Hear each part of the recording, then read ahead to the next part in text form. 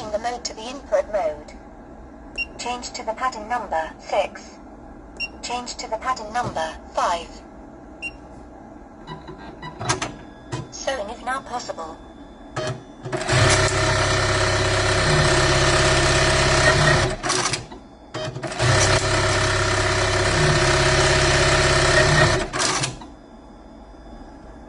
Changing the mode to the input mode. Change to the pattern number 4. Sewing is now possible.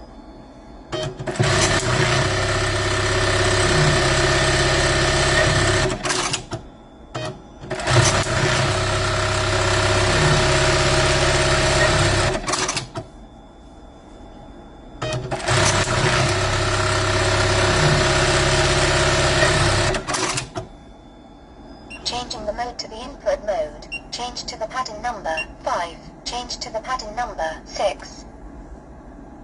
The cloth drumming length can be changed.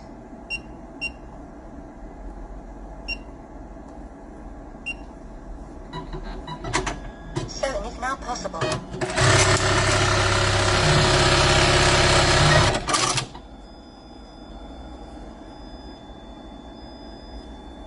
Thread tension can be changed with this key.